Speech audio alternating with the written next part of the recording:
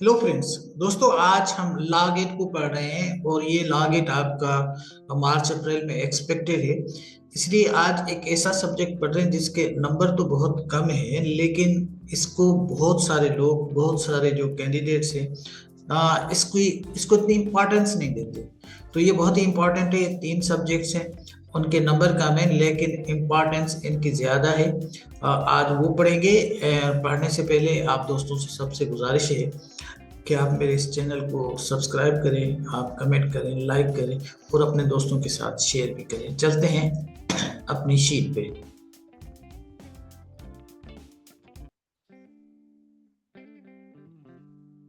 जी, हमारे पास शीट आ चुकी है। देखें, ये जो सब्जेक्ट्स हैं आपके पढ़े हुए हैं, आपने इनको अपनी 4 या 5 इयर्स जो आपकी एजुकेशन है उसमें आपने पढ़ा है। कैसे पढ़ा है, उसकी प्रैक्टिस कितनी है, ये मुझे नहीं पता, लेकिन इसमें कोई ऐसी चीज़ नहीं है। इसमें अक्सर सवाल तो लॉ जो हमारे पास उसकी एडमिशन होती है उसमें भी आते हैं, ये जो लेट की, तो ये तकरीबन सेम क्वेश्चन है। इसमें कोई ऐसा डिफरेंस नहीं है। इस तरह के सवाल बहुत सारे लेट में भी आए हैं, लेकिन इसके नंबर्स जो हैं वो कम हैं। बच्चे जो है उसकी जो है ज़्यादा उस पर टाइम नहीं देते। अगर टाइम देंगे आपको तो ये आपको बहुत ही आराम से 5 नंबर, 5 मार्क्स आपको मिल सकते हैं। आइए इसको पढ़ते हैं। देखें, जो आज का सब्जेक्ट है, ये तीन सब्जेक्ट है इनफैक्ट। एक तो इंटरनेशनल लॉ है, दूसरा यूएन चार्टर है और तीसरा इंटरनेशनल कोर्ट ऑफ जस्टिस है। इसकी 5 नंबर्स होते हैं।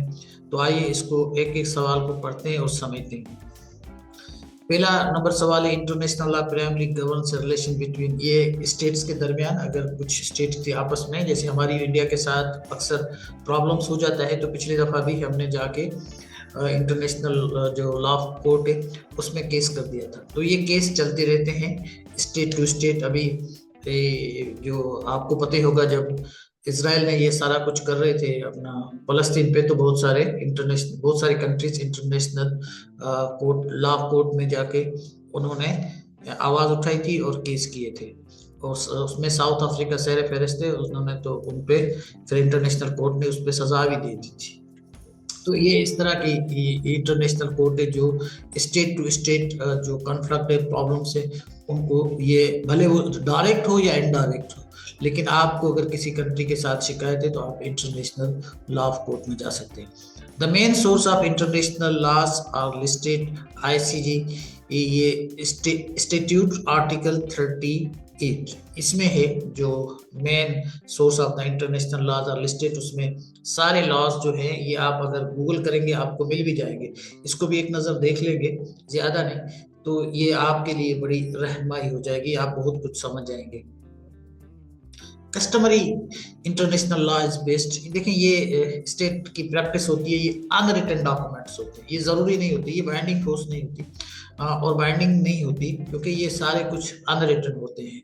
लेकिन जाहिर सी बात है, बहुत सारी कस्टमरी होती है जो रूल्स रेगुलेशंस कंट्रीज में वो उनको फॉलो किया जाता है। बहुत सारी कंट्रीज में सेम किस्म की भी होती है, ठीक है ना।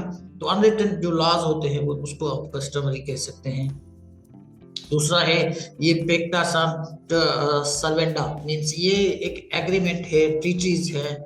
अगर आप मुल्कों के दरमियान जो ट्रीटीज होती है उसको भी आपको, जाहिर सी बात है, जैसे हम इंटरनेशनल कोर्ट में जा सकते हैं, हमारा इंडस का जो एग्रीमेंट है, एक ट्रीटी है, वो इंडिया के साथ है, तो उसमें वर्ल्ड बैंक भी है, तो एक ट्रीटी होगी। इस तरह बहुत सारी ट्रीटीज बिटवीन कंट्रीज होती है, अमंग कंट्रीज होती हैं, तो उसको भी आप चैलेंज कर सकते हैं इंटरनेशनल लॉ में।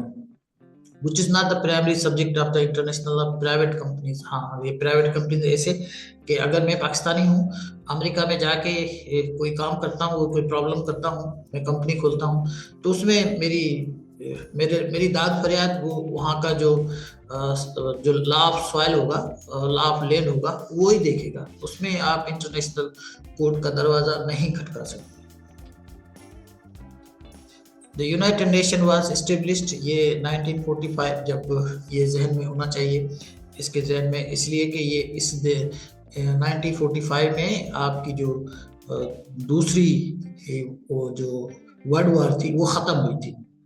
उसके बाद तो ये आपका बरतानिया जो है वो कमज़ोर पड़ गया था। वो जब बरतानिया कमज़ोर पड़ गया था तो जो हमारा बंटवारा हो गया था और हिंदुस्तान और पाकिस्तान मुल्क अलग बन गए थे। तो ये इस तरह जो है आपको याद रहेगा जब आप कोई रेफरेंस उसका याद करते हैं।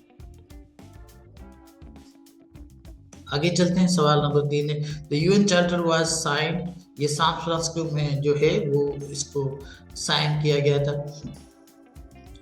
The principal organ responsible for maintaining international peace and security, ये सिक्योरिटी काउंसिल, ये सिक्योरिटी काउंसिल बहुत ही तगड़ा इदारा है यूएनओ का ना, कभी कभी इसके बारे में भी आपसे सवाल किया जा सकता है। The security council consist of, कितने मेंबर हैं? 15 मेंबर्स हैं। Permanent members of the security councils कितने होते हैं? 5 होते हैं। Which of the following is not a permanent member of the Security Council? ये जर्मनी है जो को परमानेंट मेंबर नहीं है। The veto powers exercised by permanent member of the Security Council, जो कंट्रीज हैं वो अपना जो वीटो पावर इस्तेमाल करते हैं वो परमानेंट मेंबर होते हैं security council. The headquarter of United Nations ये न्यूयॉर्क में है। ये सवाल बहुत दफा रिपीट हुआ है। The General Assembly adopts decision of importance matter by the 2/3 majority, ये हमारे जो असेंबली है उसमें भी ये 2/3 मेजॉरिटी की तरह अगर कोई अडॉप्ट करते हैं असेंबली में कोई भी डिसीजन, तो वो अगर 2/3 उसको मानेगी तो वो जो है फैसला आएगा। तो 2/3 majority is accepted internationally.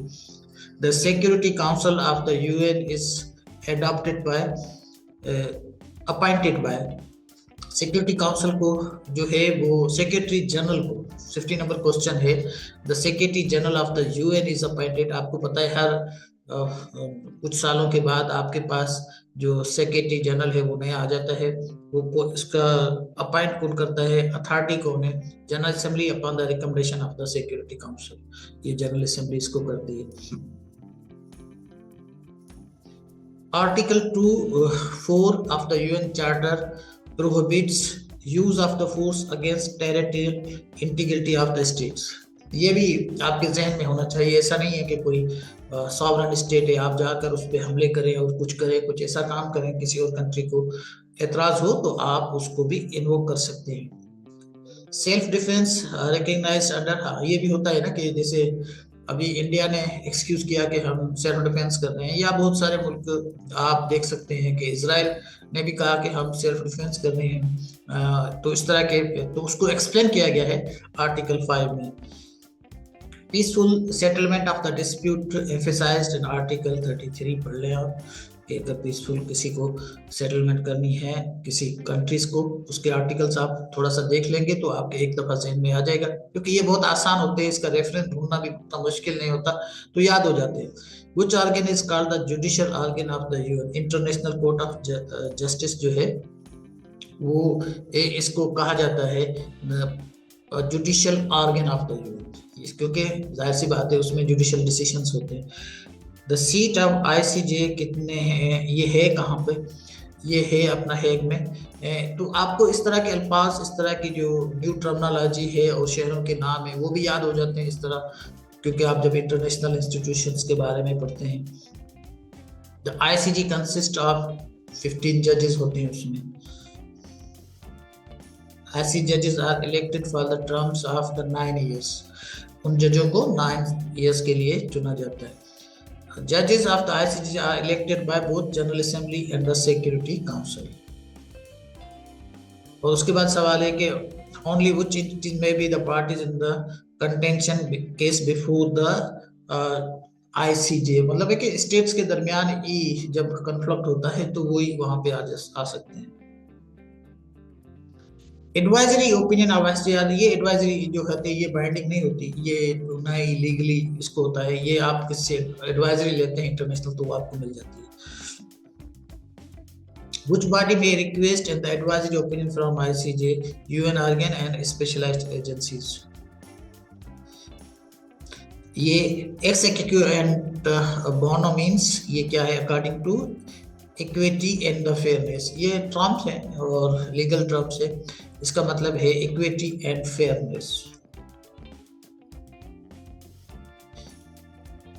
X इक्वो एंड बोनो मींस, ठीक है ना। ये कुछ इस तरह के टर्म्स हैं जो आपको, क्योंकि ये पूरी दुनिया का है तो यहाँ पे बहुत सारे ऐसे अल्फाज होंगे, इसका भी आप बैकग्राउंड देख लीजिएगा तो किसी जबान से होगा जो हमारी जबान नहीं होगी, क्योंकि हम इंग्लिश, उर्दू और बाकी जो लोकल लैंग्वेजेस हैं उनको तो हम जबानों पे हमारे पे आ जाता है, लेकिन बहुत सारी ऐसी जबानें हैं जिसको हमारी जबानों पे इतना जल्दी नहीं आता जब तक हम उन पे उसकी ज़्यादा प्रैक्टिस ना करें।